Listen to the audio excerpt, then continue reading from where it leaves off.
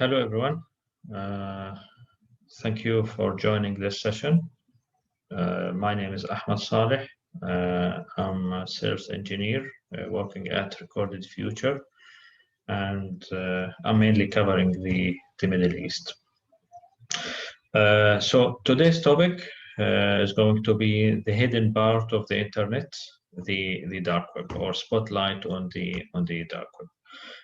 Within the time, we'll go through some of findings that our research team, we call them insect group, came across related to the deep and dark web. So things we are going to cover today, we'll start by talking about Recorded Future as a company, as a technology. We'll be talking about dark web. What do you mean by dark web? How big is the dark web? How we mapped it in Recorded Future. We'll go through some of the example of bad stuff in the dark web. And then we'll end up talking about the deep web and some of the use cases from our platform. So starting by talking about Recorded Future, we are a US-based company. The company was founded in 2009, and since inception, we are mainly focusing on threat intelligence. We utilize machines, so we are driven by machines. We utilize supercomputers to collect the data. We have broad number of sources. I'm talking about almost 1 million sources that we collect data from in real time. Those sources are from the surface or the clear web, from the deep web, from the dark web, and so on. As you see here, those sources are from forums, base sites, code repositories, technical collections, dark web, onion domains, and Tor Network, thread feeds, blogs, mainstream news, websites, and other collection. Our machines understand 23 languages. 13 of them with deep analysis. Deep analysis means that our machines understand it as human does. And for sure, Arabic and Persian are in the list of these languages.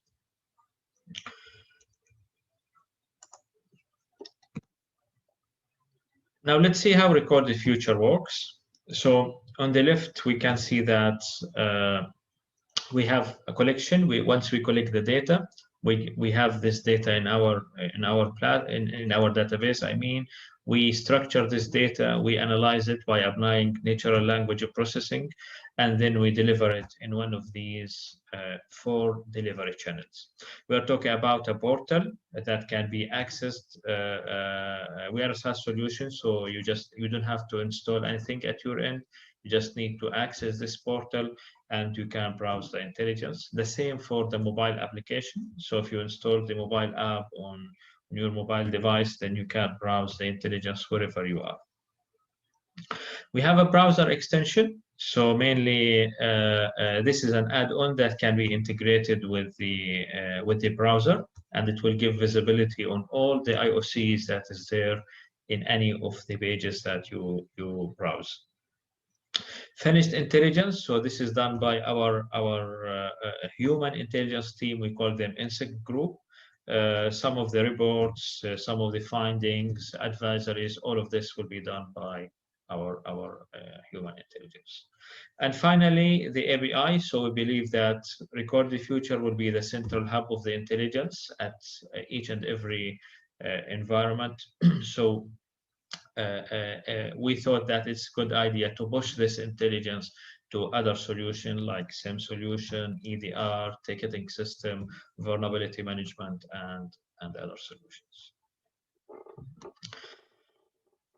So this is an example of multiple sources that we collect an event from. It's maybe the same event, but in different languages.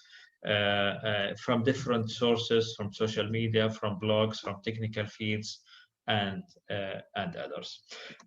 So Our machines applies natural language process for each and every text that we have it in the platform. So this makes easily to immediately and in a quick way we identify the IOCs, the threat actors, the countries, the malware name, the targets, and the attack vector in seconds. So that's the beauty of having maybe machines collections on top of the human ones. When it comes to scalability, availability, and the capability, it's much effective than the human collection. So DarkWeb. Let's talk about DarkWeb. What is the DarkWeb? I'm sure a lot of us in this call have seen this this iceberg, or at least a different version of this iceberg. We layered this iceberg into multiple layers. So the first one is the surface web. It's the anything that is open to the public, anything that can be indexed by search engines. The second part here is the deep web, where resources are not indexed by search engine. You cannot directly access those resources. You need maybe you need credentials to log in. You need to know the exact URL to log in. Here we are not talking about the net banking. We are talking about maybe research papers, academia access, private forums, private networks, and others. The last thing is the dark web, which mainly requires special software to access. We all know about Tor, but we have other softwares also.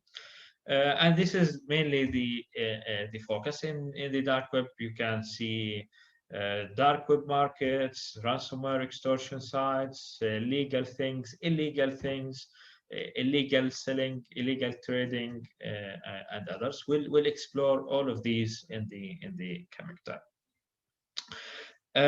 If you see again this iceberg, and this is an assumption that I'm sure most of us and even me had it, that the majority of the web is hidden, which is, I'm talking about the deep web and the dark web. The rest, which is the small portion, is the surface web. This is mainly our assumption. Let's see if this is true or not, if this is correct or not. We'll figure this out in the coming time. So dark web, you know, we always link the dark web with Tor. So dark web and Tor are not the same. Dark web mainly is any content on the web that requires special tools, special configuration, and an authorization to access. When it comes to Tor Network, Tor is an open source that's been developed by the US military, and it's meant to protect the anonymity of the user who does the connection. Tor Networks has onion domains, no .com, .net, or other TLDs domains. It's just only something .onion. You know, think of onion like, I mean, think of onion domain like an onion. So onion has multi-layers, and the same is Tor. Network has something called Tor nodes. We'll be talking about this in the coming slide. And good to mention that the communication between each and every Tor node is encrypted, you know, to keep all of these activities and these communication anonymous and secure.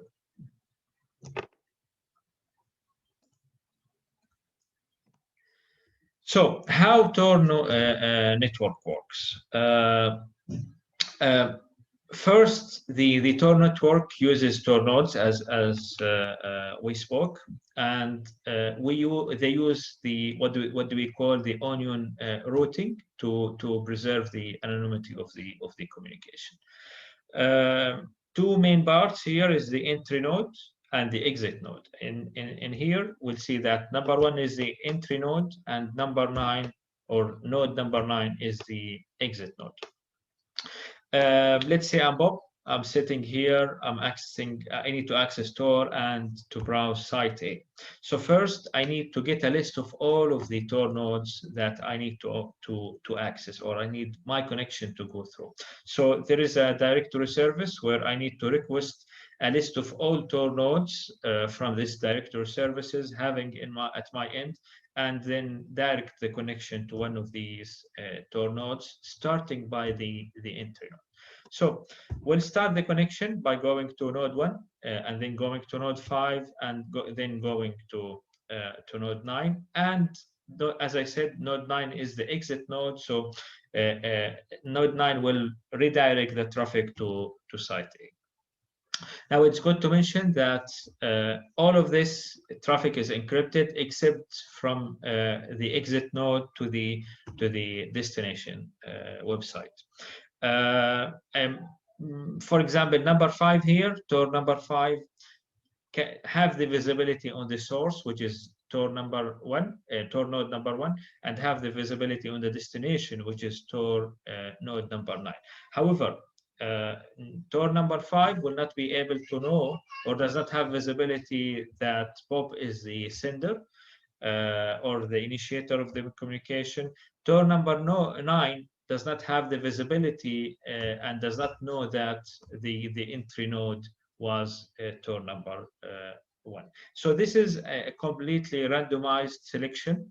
You cannot say I need to access Tor this entry node and go to the other Tor node and exit with this exit node. This is completely randomized. Let's say I need to now to access site B. So, and again, another random entry node and another random exit node will be assigned to my connection. And the same happens if I want to access site B, site C, or other sites. So this is mainly how Tor network works. Very simple. We have an entry node, we have an exit node. All communication is encrypted except between the exit node and the destination. One node has visibility on the other parties, the source and destination, but does not have other visibility about maybe the sender, about the exit node, and so on. Honestly, it seems interesting, but let's try to map this. So in recorded future, we started this project since 2018. We used crawlers to map the dark web and to map all of these Tor network.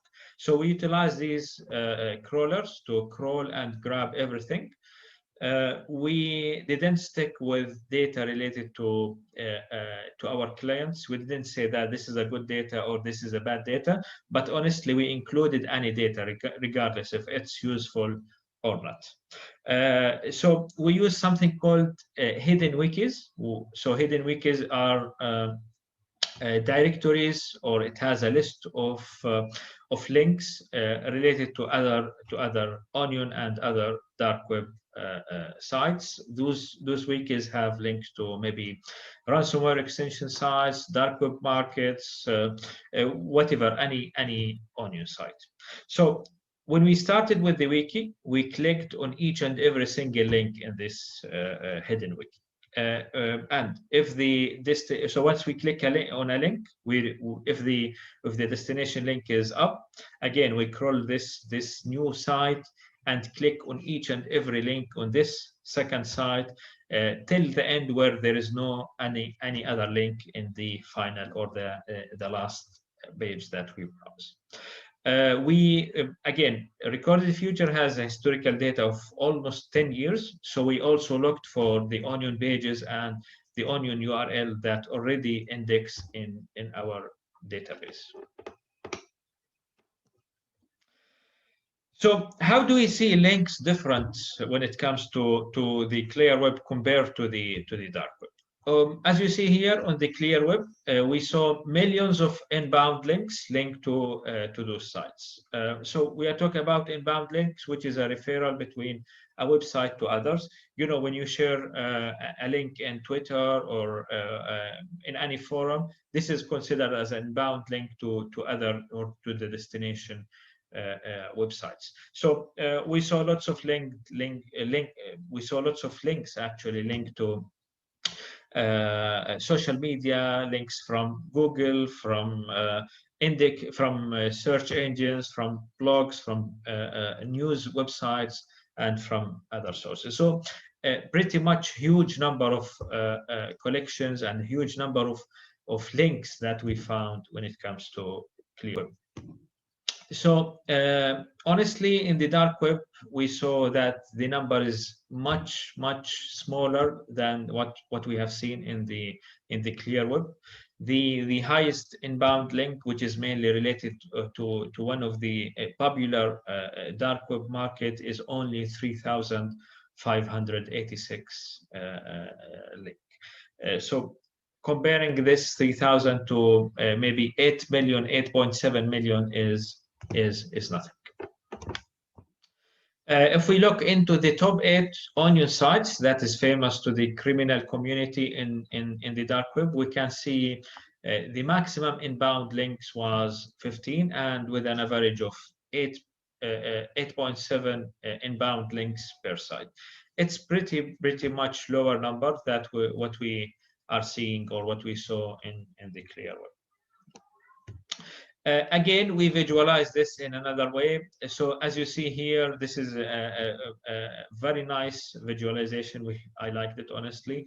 Every dot here you are seeing is an onion link. And the lines between these dots are the links between these domains and between these URLs. The huge black black cloud that you are seeing here in the middle is the onion directories. These two, this one and the other one, are dots related to popular market and the credit card fraud community. We still, I mean, huge presence to credit card fraud communities, but not compared to the markets as general and the onion directories. Here's an example of one of the listing sites. If you see here on the left, we can, in the bottom left, we can see that only 935 sites out of 3,400 are alive, which is almost the third. If you see here, no huge presence to the Arabic language, and we will talk about this in seconds when it comes to the language that's being used in the dark web forums and dark web community. So how big is the Tor network? So in our research, we have discovered 310,000 onion links. With all of these links, we have discovered 79,000 onion domains, and 12,000 of them is only live, which represents only 15%. So if you see this, 15% of all the number of the onion domains are live, which is a small, pretty small numbers compared to what we saw in the clear web, and compared to the number of the onion domains. So this indicates that this is a dynamic environment.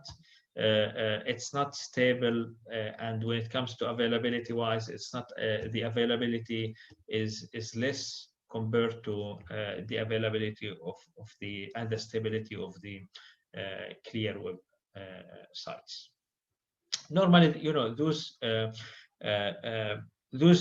onion domains has a reason to be created, maybe a scam, and once you finish the scamming, you shut down these onion domains, or it can be for a specific purpose, and then once it does this purpose, it goes down. And this is the beauty and the nature of this web, which is the dark web. Another visualization here. So each dot here represents a single domain. The Tor network compared to the clear web or the clear network is only, you know, small portion, only 0.005%, which is quite impressive. We had the assumption that Tor network is big, dark web is big, but in reality, it's not. You remember we started with the iceberg. So this is the same iceberg we started with, and the assumption was the dark web is a huge, and the clear web is a small portion from it.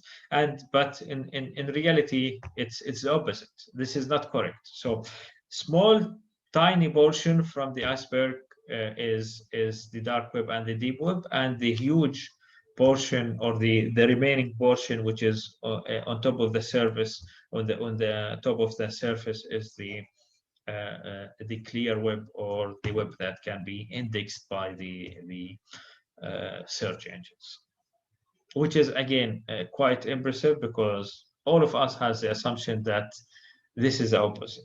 The fact is the opposite. The fact is that the dark web is a huge, and the clear text is a small portion. When it comes to the language, the most language that's been used and popular in the dark web is the English. English has a majority of 86, followed by Russian, by Portuguese, Chinese, and at the end, Arabic. Not huge presence to the Arabic language, but I can say it's there.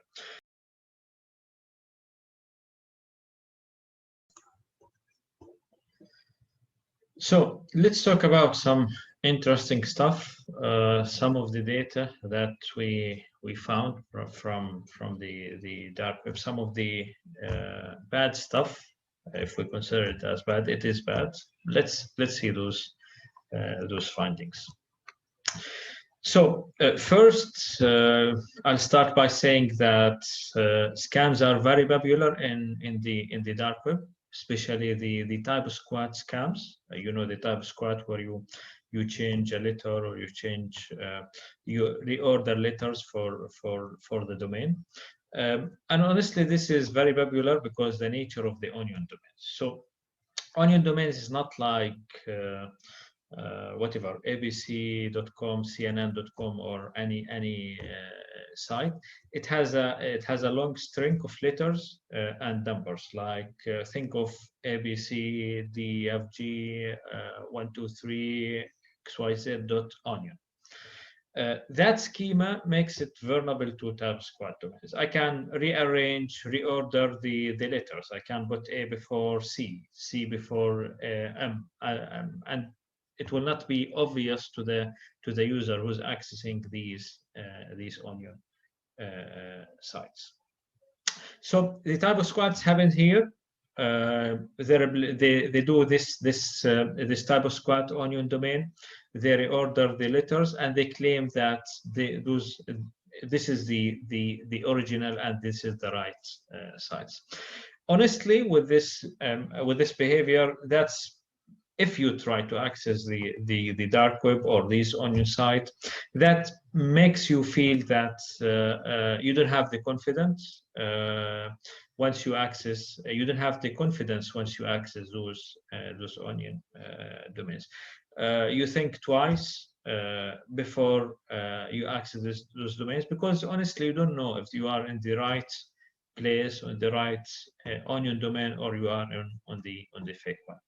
Here is an example that happens. If you see in the bottom, this is an example of an onion domain. It's very easy to change and to reorder, to make W before K or B before F, and so on. It will not be obvious to the user who's accessing this.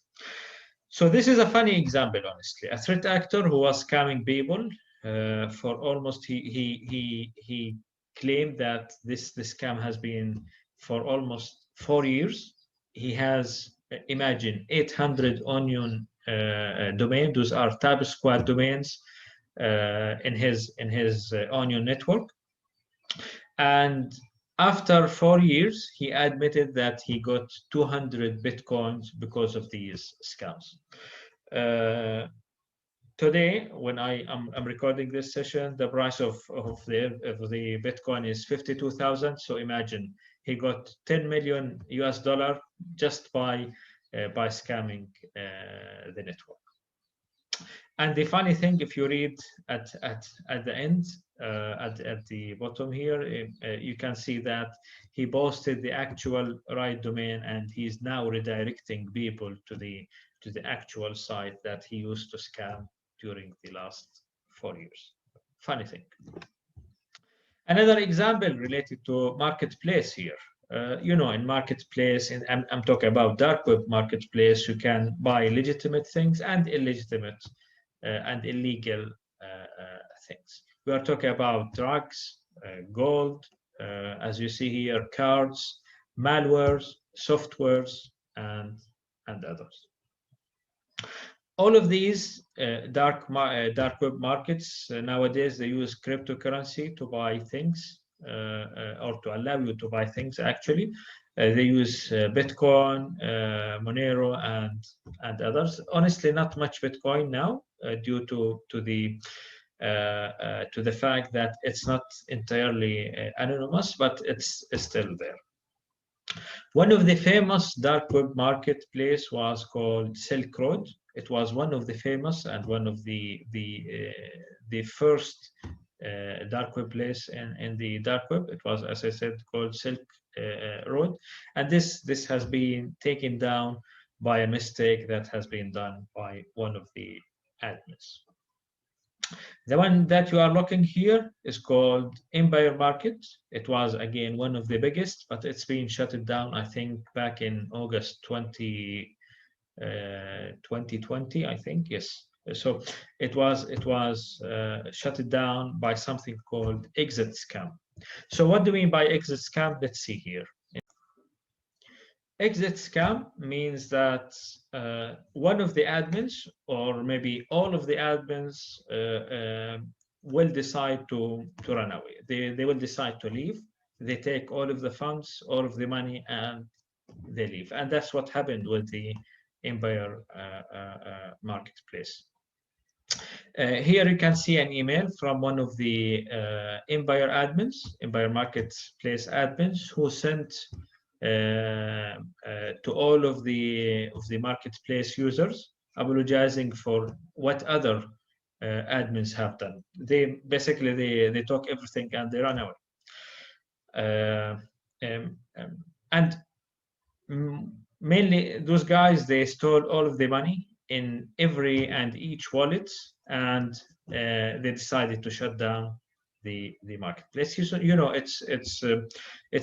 the same as in the clear web, where we use, if we go to Amazon or whatever marketplace, we have a wallet, we save money and to use it later. That's what happened with what's happening actually with the marketplaces, with the dark web marketplaces.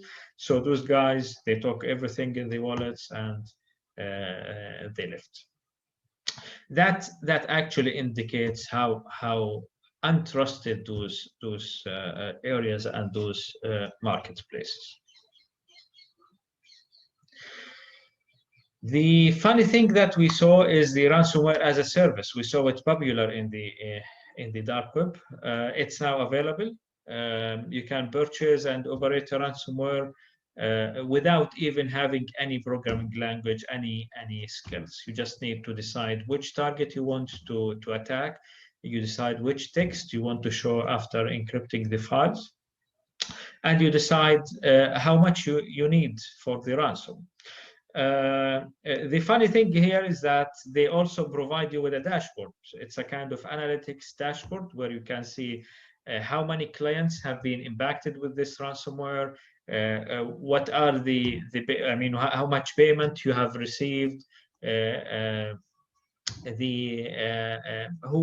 many downloads have been done for this ransomware, and other. It's interesting. Again, no program skills, nothing, no skills required. You just need to pay for this service, and you will get the ransomware ready for you. Okay, so this is an example of where bad people target other bad people. So Gantt Crab ransomware is one of the famous ransomware as a service that's been published or that's been available in the dark web.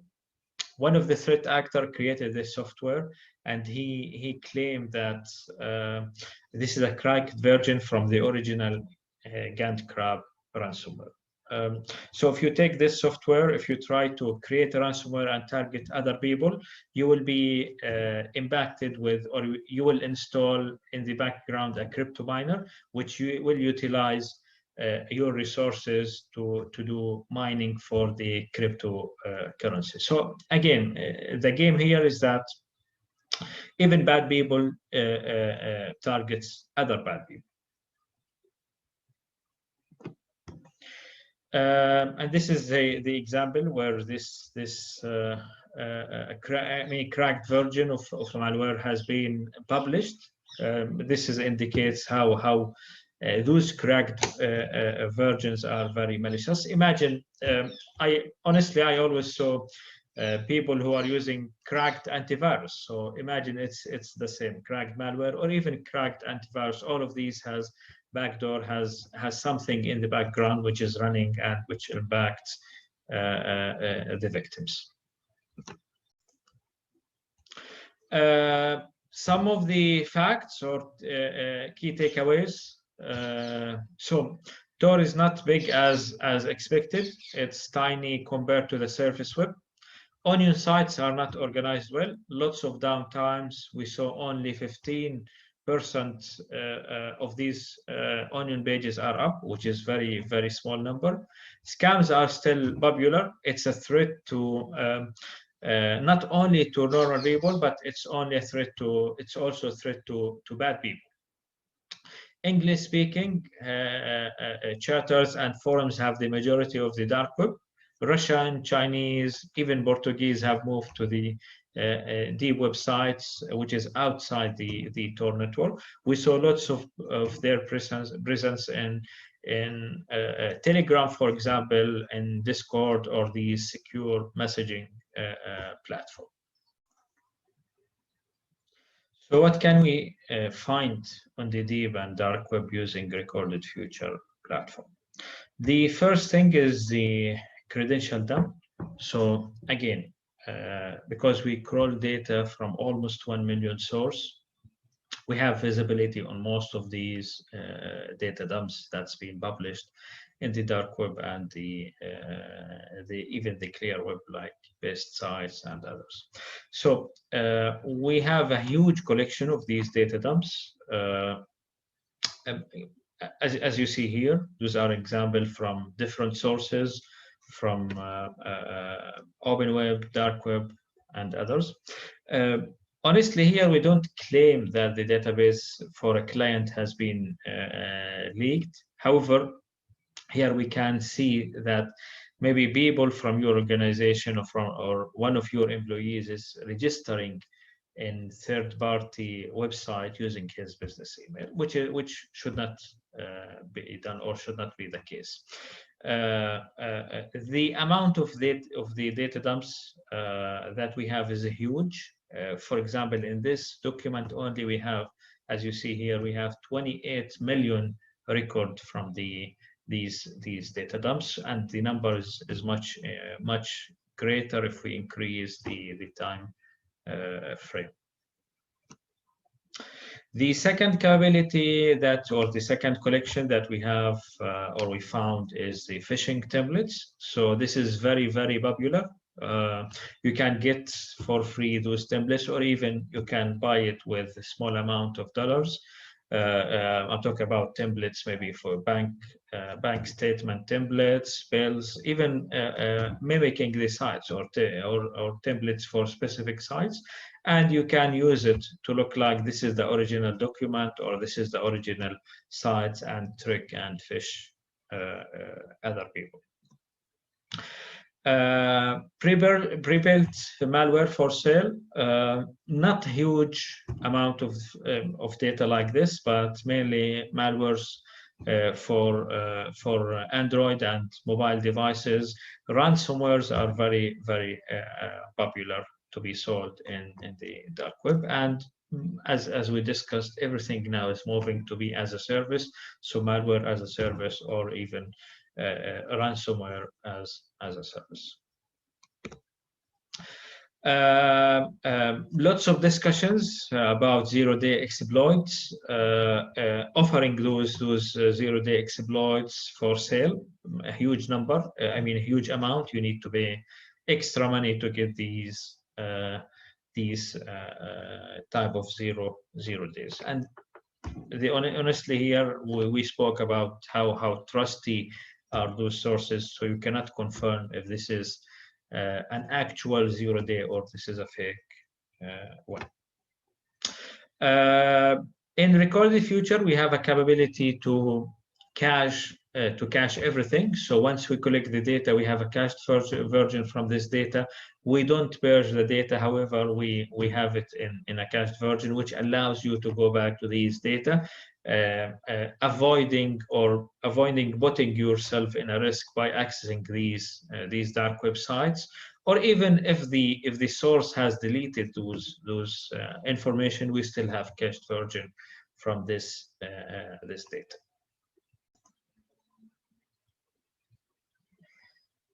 Credit card fraud is very, very popular. Very easy for you just to say, I want credit card from this bank based on the bank identification number, maybe. I want this credit card for people in this country, in this city, and so on.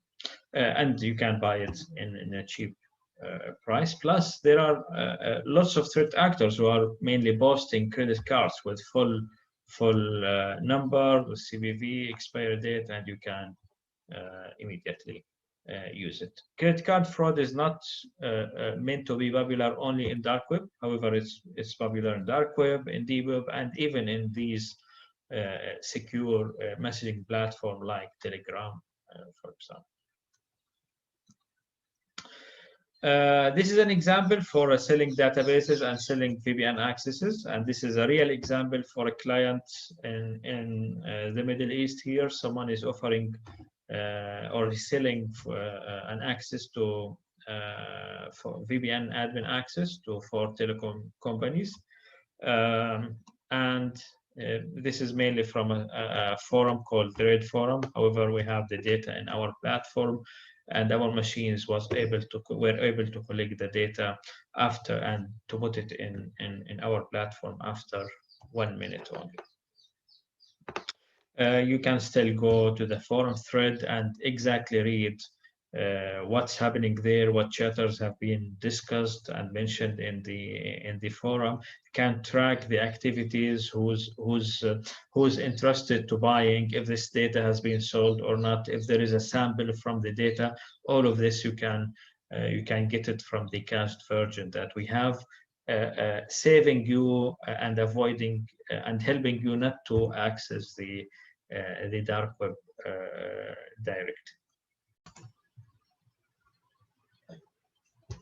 So for anyone in this call who have not heard about Genesis Market before, basically it's a place that sells full digital fingerprints for thousands of users.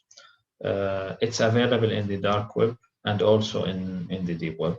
I mean, in clear web also it's available. Once an attacker compromises a machine, he steals all of the logins and combine it in what do they call bots. Then he sells these bots in the marketplace. The bot has all the logins that victim machine has, and as a buyer, you just need to install a plugin, an add-on, or an extension to get this bot up and running. As you see here in the screen, the number of bots available are more than 363,000 from almost 219 countries. Very easy. You can say, I want to buy a bot from specific country. You can select the bot based on the resources. So you say, I need a bot which has a login to XYZ bank or to Gmail or to other sites. Each bot is linked with a reference ID, and here we can see all the resources that this bot has an access to. We can see the price, and good to mention that here the price is different and vary from one bot to another based on the country and based on the number of sources that you will have access to. Simply, if you buy this, the first bot here, you will get access to 1,000 and even more than 1,000 resources, including Live, LinkedIn, Google, PayPal, and others. Other details you find if you drill down and you click on these bots, you find the country, the number of browsers, the installation and update time for these browsers, the first two IP octets, I mean, and the price. Genesis Market is one of our sources that we collect data from in Recorded Future. And here you can see the same bot that we saw it from Genesis Store and Genesis Market, sorry, and with a cached version for more details about this bot, exactly the same as you see in the store itself. Finally, I encourage everyone to register in our daily newsletter, to get more insight and more visibility on the cybersecurity news, the trending threat actors, the active malwares, and the exploited vulnerabilities. We also have a browser extension. This is another thing that I would like to recommend. You just need to install the Recorded Future extension, and it will provide you with a real-time intelligence aligned with or associated with the risk score for each and every IOC that exists in any page that you browse.